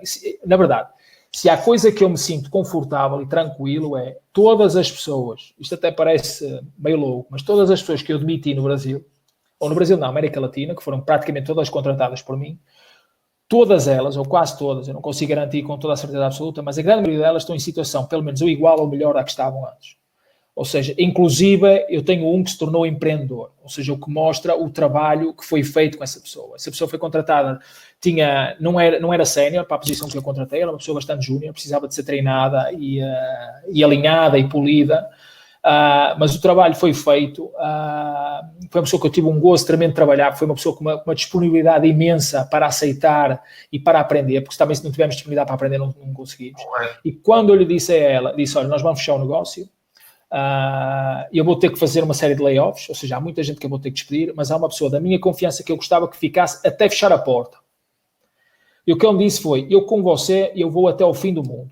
Foi o que ele me disse. No dia que aquilo... Entretanto, ele recebeu propostas de emprego enquanto esteve na operação para sair, ou seja, já sabia que ia sair, recebeu proposta de emprego, ligava-me, dizia, olha, Júlio, recebi uma proposta da Adidas, e eu disse, opá, vai em frente, aceita, não, é assim, nós somos uma empresa, não é? Isto vai acabar. Não, Júlio, não é mais do que empresa, é você. é você. Conclusão, ele acabou por ficar até o final do contrato e quando terminou, abriu o negócio dele. Ou seja, porque sentiu-se capaz, do ponto de vista de gestão, de liderar equipas, ou seja, ele sentiu-se capaz de o fazer porque assistiu à caminhada que eu tive no Brasil, certamente reviu em mim alguém que podia ajudá-lo a ser melhor. Isso que eu quero dizer é, isto é o que eu tento fazer, eu tento deixar a minha marca por onde eu passo. Mas mais do que isso, eu sou agradecido pelas pessoas que têm tido a oportunidade de trabalhar, ou seja, eu sou um eterno agradecido, isso sem dúvida. Aqui uma pergunta da Beatriz, de todas as equipas nos diferentes países, qual foi a que lhe desafiou mais ou que lhe causou mais desconforto? Estados Unidos, mas aí a questão é cultural, é bastante importante, ou seja, nos Estados Unidos existe uma coisa, ou seja, a lei trabalhista nos Estados Unidos ela é super flexível, ou seja, é flexível para os dois lados, ou seja, eu enquanto funcionário, eu não gosto, vou-me embora, não tenho que dar tempo à casa, a empresa não gosta do funcionário, manda embora, ponto, e é assim que funciona, ou seja, as férias não são pagas, ou seja, quando a gente reclama de Portugal, os Estados Unidos é uma coisa paranormal, é uma coisa estranha, é uma coisa meio louca. Basta ver agora com o tema dos desempregos e tudo mais, não há apoio para ninguém. Milhões de semana que foram para o desemprego. Mas no facto nos Estados Unidos, quando cheguei lá, e o que eu falei foi, a primeira semana a gente despediu metade da equipa, porque tínhamos que ajustar a estrutura de custos àquilo que era a operação não dava lucro. E eu recordo que algum dos accounts séniores, nomeadamente eu tive uma reunião com ele, porque tínhamos que alinhar algumas coisas por causa de um dos maiores clientes que nós tínhamos, que era o Walmart. E eu comecei a falar com ele e disse, temos que mudar isto, tens que mudar a tua forma de trabalhar. E ele disse-me assim, eu não fui contratado para isso. E eu, como? Não, eu não fui contratado. Mas não temos nada. Quando me contrataram, a oferta foi esta, a função era isto, os princípios eram estes, os métodos de avaliação eram estes. E eu fiquei a olhar para ele e disse, mas sabes qual é a opção que estás-me a dar? E ele, fica lá a saber. Conclusão, foi para a rua. É que não me deixa, ou seja, para ele na cabeça dele era, eu faço a gestão da maior conta desta empresa, não é? O Walmart, de alguns milhões de dólares, estes tipos nunca na vida me vão despedir. Claro. E aquilo foi, mas nós temos que mudar, não é? Se nós perdemos dinheiro com este cliente, ou a gente muda e tu geres isto de uma forma diferente, e os teus KPIs, e as tuas métricas de avaliação vão ser outras, ou então eu não posso fazer nada. E o que eu digo é, este era um exemplo, ou seja, porque muita gente, eu cruzava nos Estados Unidos equipas, elas eram intransigentes. Porquê? Porque elas eram mandatadas para uma função. Se tu és contratado para cortar a relva, ai do teu líder que se lembre de dizer para tu cortares uma rosa, porque não está no contrato, ou não está na oferta. Claro. Obviamente as coisas vão evoluindo, eu acho que este tema do Covid também vai abrir algumas mentes. Por isso é que às vezes quando a gente diz, nos Estados Unidos há-se uma pedra e aparece alguém que faz milhões de dinheiro. Faz milhões por duas questões. Primeiro, o mercado é muito maior, é muito mais aberto, claro, muito mais livre, mas porque há pessoas que pensam fora da caixa. Ou melhor, há pessoas que não são obtusas, não é? Que chegam lá e dizem, eu sou pago para cortar relva, mas se eu cortar rosas vou ganhar mais dinheiro, vou cortar rosas e relva. Pronto. E aparece um Elon Musk. Certo. É assim que funciona. Pergunta do Filipe Amorim. Mediante a situação atual, qual acha que será e como será o negócio no futuro? Depende dos negócios. Aquilo que eu posso partilhar, obviamente, cada país está em estágios distintos, mas eu vou partilhar um pouco da minha experiência quando eu voltei para Portugal, ok? E depois levem isto para o tema do Covid, se assim o entender. Eu, nos Estados Unidos, quando eu estava no meu escritório e queria almoçar, o que é que eu fazia? Eu abria o meu computador, ou o meu computador estava aberto, entrava na página do restaurante, que era do outro lado da rua, um restaurante, não é uma cadeia, não estou a falar de McDonald's, é um restaurante do outro lado da rua. Eu entrava no site desse restaurante, eu tinha o menu do dia, eu dizia a que horas é que eu ia, ele dizia-me se estava disponível para aquela hora ou não, e eu dizia o que é que eu queria comer. Eu pagava no site, eu descia as escadas à hora ou 5 minutos antes, descia as escadas, atravessava a rua e tinha a minha refeição num tray, ou seja, num tabuleiro, numas prateleiras com o meu nome, e eu decidia se queria almoçar no restaurante se houvesse mesa ou se queria trazer aquilo para a empresa caso não houvesse lugar. E isto aconteceu quando eu fui para os Estados Unidos, meados de 2017. Nós estamos em 2020, falem-me do negócio da restauração. Claro. Não foi preciso Covid. Porquê? Qual é o problema? Por exemplo, a mim eu vim dos Estados Unidos e é uma coisa que me causou logo frustração na hora. Eu vim mal habituado. Por exemplo, o Starbucks, nos Estados Unidos, eu entro no Starbucks e o meu pedido já está colocado de lado com o meu nome. Imaginem ir ao Starbucks aqui no Porto, por exemplo. Só a frustração está na fila para eu consumir um produto, para me dar prazer. Desculpa, mas não estou para isso. Não estou. Eu uso um exemplo. Nós viemos com a família, viemos em julho de 2018 dos Estados Unidos. Unidos. 2018 não, 2019, o tempo passa a voar. 2018 viemos dos Estados Unidos. E eu fui com o meu filho à Borton do... Agora vou dizer o nome da marca, não interessa. Fomos à Borton North Shopping. E eu precisava comprar um teclado em português para o meu Surface, porque eu ia passar mais tempo em Portugal, precisava de um teclado em português. Então eu fui à Borton, fui livre serviço, paguei no teclado, normal, perfeito, fantástico, padrão internacional, não há stress, e vou para a caixa pagar. Tem uma pessoa na caixa e tem o gerente de loja a circular atrás e tem 4 ou 5 pessoas na fila. E a pessoa que está na frente, né, que está a ser atendida, tem um problema de pós-venda. E eu estou com o meu filho. Meu filho agora tem 9, pronto, tinha 7 anos. O que é que ele me diz? Pai, temos mesmo que esperar? Correto. Tu vais comprar e tens que esperar? Não havia Covid. O que é que eu fiz? O teclado, pousei-o ao lado das garrafas de água, porque a Borton agora vende garrafas de água, né?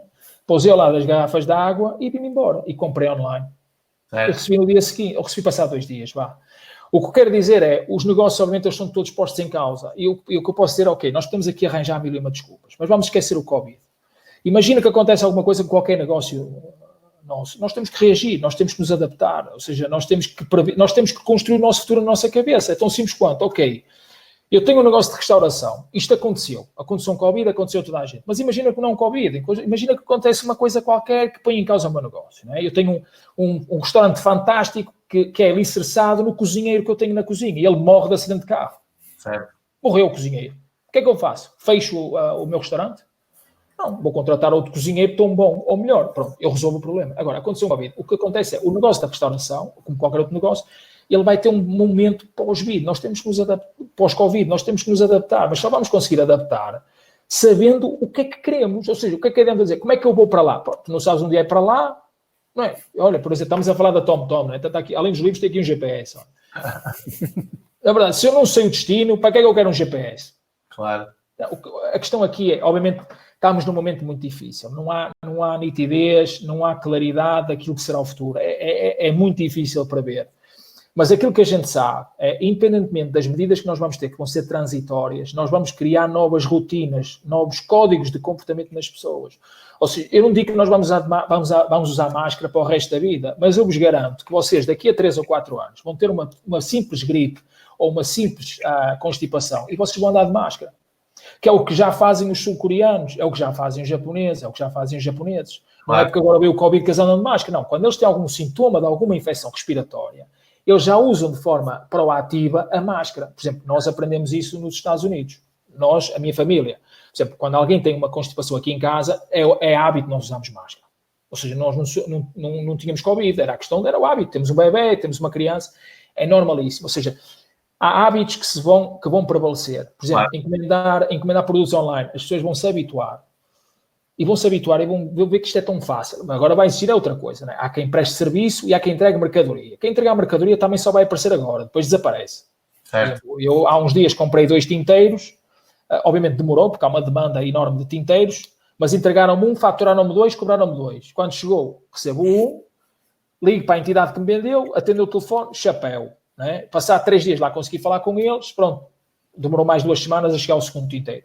Obviamente, quando isto passar, nunca na vida vou comprar esta entidade mais nada. Claro. Porque, lá está, era como os restaurantes antes. Os restaurantes que antes entregavam-nos refeição para meter pela goela abaixo, meus amigos, não há espaço para eles. Porquê? Porque nós no futuro vamos comer fora menos vezes e vamos dar privilégio à experiência. Vamos estar disponíveis para pagar mais, porque no final vamos gastar menos, não é? Vamos menos vezes comer fora, mas estamos dispostos a pagar mais e a privilegiar a experiência. Porque comemos em casa.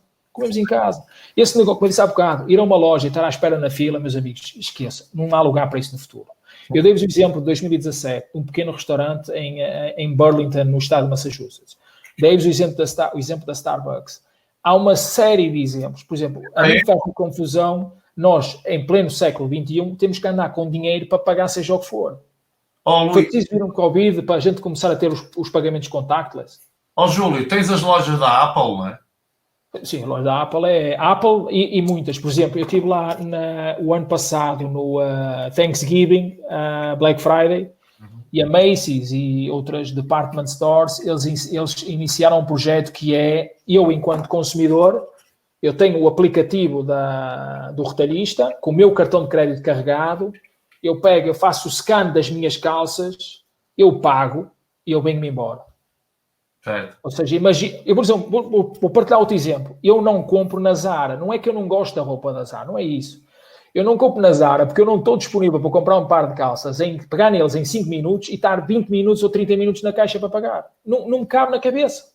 Claro. Não me cabe é que não me cabe na cabeça. Se a minha esposa me disser, eu vou lá e compro, ok, vá lá tu, eu não vou. Mas é que eu não vou, não consigo. E isto, o Covid-19 vai nos alertar para estas pequenas coisas, que é, nós vamos querer tempo para nós, que é o que nós estamos a ter hoje. Não é? Nós estamos a ter tempo para nós. Então, nós não queremos agora, amanhã, quando vamos para a rua, dar o tempo aos outros. Não é? Quer dizer, eu vou pagar 40 euros por um par de calças e tu ainda me vais lá meia hora, mas espera aí, então, são 40 euros mais meia hora. Certo. Não é? E se a meia hora, por exemplo, o salário mínimo, uma hora é 3,80 €, então são 40 euros mais 1,90 €, que me estás a levar. Não é? Que é meia hora do salário mínimo. Ou seja, e é isto que as pessoas vão começar a meter na cabeça. Há mercados que estão muito mais preparados, que é o caso dos Estados Unidos, ou seja, basta ver as vendas na Amazon, de facto, têm disparado. Mas outros mercados que não estavam tão maduros no ponto de vista do e-commerce, que de facto vão ser obrigados a mudar, que é o caso de Portugal. Temos 90 novos negócios online todos os dias a aparecer. Mas agora, perguntar qual é o negócio do futuro, não sei. Não sei. Sei que todos os negócios que nós temos hoje, eles vão existir no futuro. No formato de hoje, seguramente não. Seguramente não. O Edgardo pergunta, se conseguisse passar uma hora e apenas com um líder a nível mundial, qual seria esta pessoa e qual a pergunta mais importante que lhe faria? Na verdade, é muito simples. A pergunta é muito simples. Que é, o líder podia ser... Eu nomeei há bocado 2 líderes. Para mim, o líder inspiracional hoje não existe mais, já faleceu, que era meu pai. Para ele não lhe posso fazer a pergunta, mas é esses 2 que eu tento, de certa forma, me aproximar em termos de valores e de valências, que é o Elon Musk ou o Bill Gates. A pergunta é muito simples, é qual é o livro que ele está a ler neste momento. Certo. Ou seja, é entender em que nível de aprendizagem ele está, ou seja, o que é que ele está a beber de informação ou de sabedoria neste momento. É isso. Basicamente era isso. Muito bem. Pergunta José Eduardo Caboclo. Como motiva alguém desmotivado por natureza? É entender o motivo da desmotivação por natureza, porque não existe desmotivação por natureza. Ou seja, nós não nascemos desmotivados. Por exemplo, eu lembro do nascimento dos meus 2 filhos. Eles não nasceram a dizer que quero ir para dentro, não é? Estou desmotivado, não gosto. Não. Vamos por partes. Os miúdos nascem todos felizes e contentes e levam uma palmada no rabo, choram, aquilo passa. Ponto. Agora, o que a gente tem que entender é o que é que te trouxe para aquela desmotivação. E a partir daí é trabalhar um plano em cima disso. Eu há bocado dei um exemplo. Ou seja, eu tinha um funcionário que tinha um membro de equipe que tinha, de facto, uma situação de má performance ou performance deficitária e, de facto, o fator de desmotivação era financeiro. Eu imagino uma pessoa que trabalha em vendas, como é que vai um cliente se tem que pensar na conta que vai pagar amanhã? Ou seja, eu não consigo pagar a prestação do carro, como é que eu vou trabalhar? Não consigo trabalhar. Obviamente, nós, enquanto líderes, temos que entender, líderes, e às vezes como pais e mães e avós e tudo mais, é entender o que é que às vezes nos está a puxar para trás, é perguntar. Às vezes a gente começa a fazer as tais teias de aranha, que o Napoleon Hill fala também no livro Na Atitude Mental Positiva. Nós temos muitas teias de aranha, que é, eu acho que, eu pressuponho que toda a gente faz, mas já perguntaste? Não, porque eu sei que toda... Então, mas espera aí, se não perguntaste e dizes toda a gente faz, não consigo perceber onde é que está. Só que nós temos que fazer é esquece isto, limpa as teias de aranha e pergunta, ok, o que é que se passa? Às vezes a pessoa vai dizer, não se passa nada. Ok, não se passa nada. Não queres contar, não contes, ponto. Mas se quiseres partilhar, já sabes, eu estou aqui. Outra pergunta aqui. Como é que se inspira e como é que se desafia atualmente? Inspirar é pelo exemplo. Motivar, eu acho que é repetir um pouco o que a gente já falou atrás. Ou seja, motivar é o que nos leva à ação, não é? Motivação nos leva à ação. Qual é o motivo que nos leva à ação? Às vezes é uma coisa simples, às vezes basta ter a fotografia de um filho. Não, vocês vão dizer que eu tenho tudo aqui, mas pronto. Espera aí. Tudo à mão. Olha, isto é a foto do meu filho. O que é que me faz trabalhar todos os dias? Isto é a foto mais velha. O mais novo ainda não veio cá em cima, senão ia ver que não tinha a foto dele ainda aqui, mas pronto. O que é que me faz trabalhar todos os dias? É isto. Isto também é a foto da minha equipa, das minhas equipas. Ou seja, o que me faz trabalhar é isto. É o que motiva. Ou seja, se a gente tiver um sonho, uma visão, um objetivo, depois é o plano. E tendo o plano tem que ser impulsionador. A recompensa tem que ser algo que nos traga as borboletas no estômago. Muito bem. Aqui o Bruno fez logo 2 perguntas, mais um comentário, mas uma pergunta que ele coloca é, para além de dar o exemplo, que já referiu várias vezes, a forma de comunicar é importante e, se sim, de que forma considera que uma equipa o vai escutar e seguir melhor? Primeiro, vamos começar pelo contrário, né? A equipa escutar só ocorre se nós soubermos escutar a equipa, ou seja, o importante é nós, enquanto líderes e reforçando, e enquanto pais, é praticar bem a escuta ativa.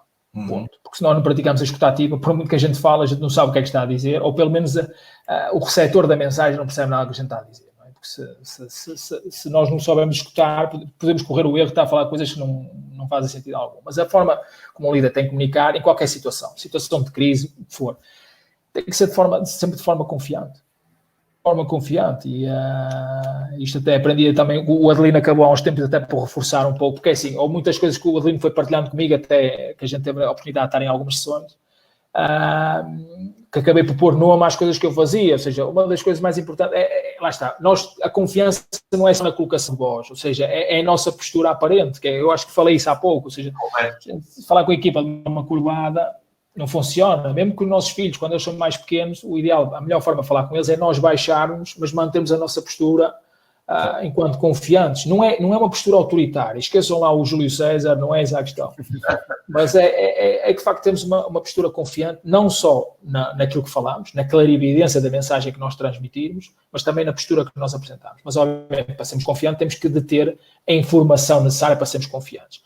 Numa situação que nós não conhecemos ou desconhecemos parte da mesma, se podemos pegar no Covid novamente, aí sim, às vezes temos de estar propensos a tomar riscos, mas é importante a confiança que nós transmitimos às equipas, mesmo que não tenhamos a certeza daquilo que será amanhã.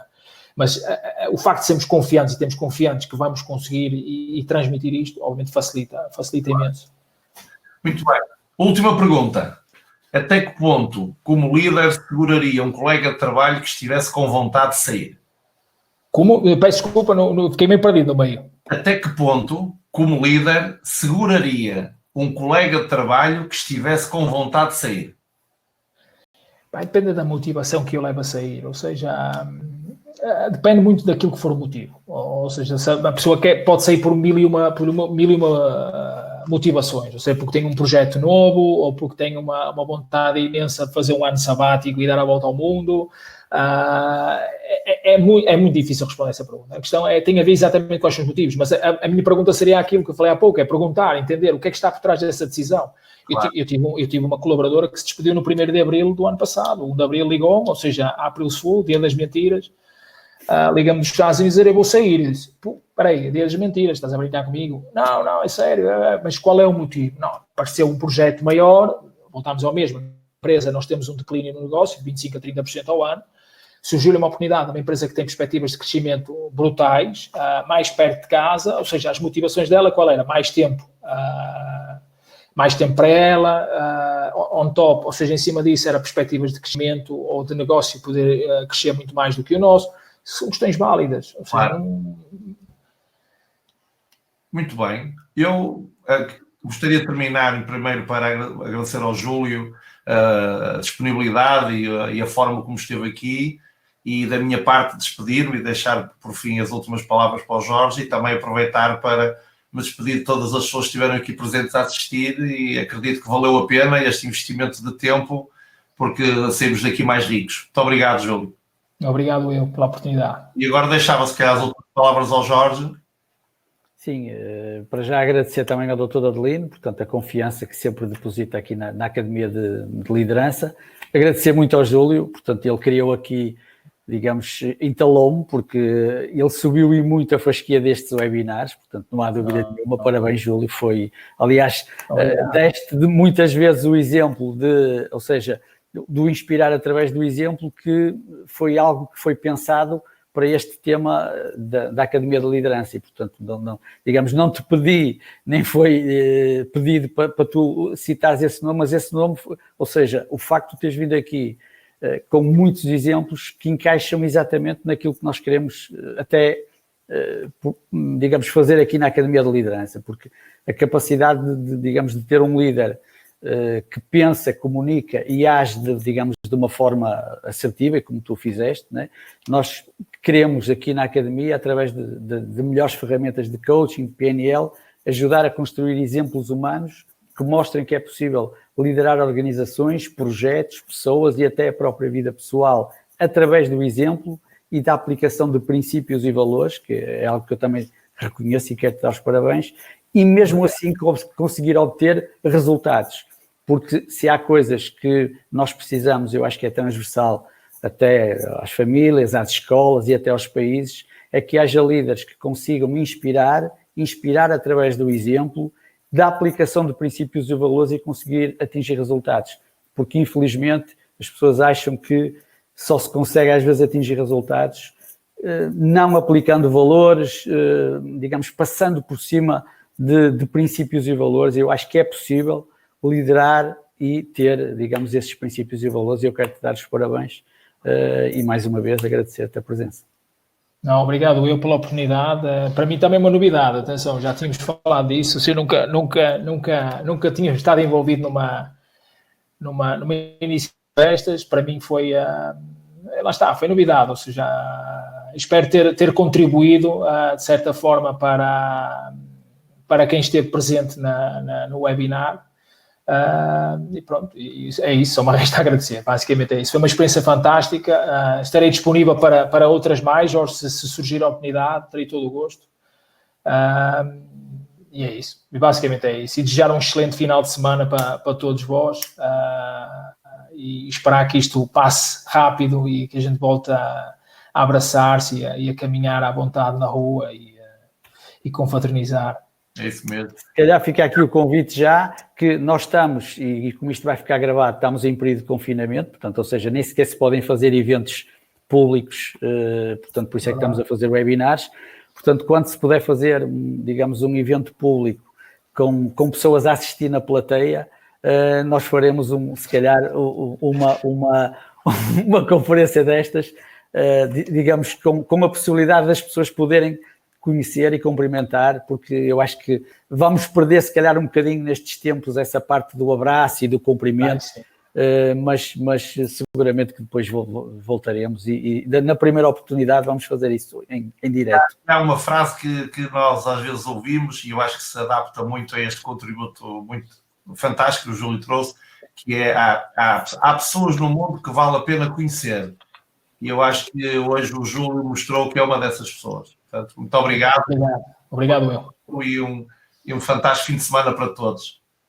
Muito obrigado e uma boa noite. Obrigado. Boa noite. Obrigado.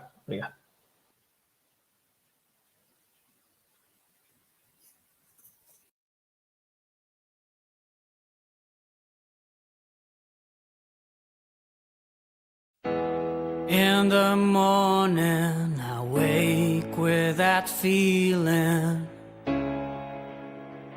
like there's something else, and I can see through it. I ain't gonna spend more time,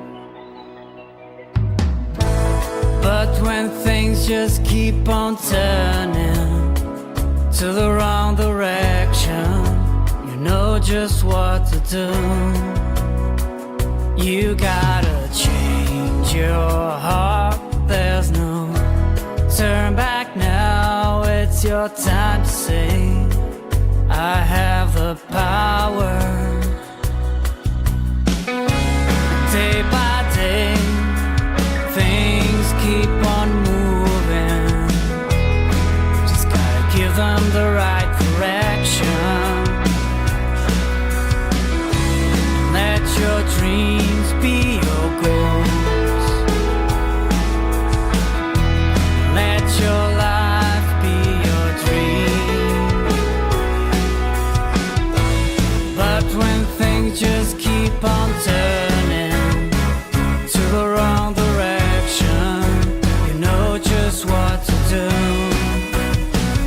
You gotta change your heart, there's no turn back now. It's your time to say, I have the power.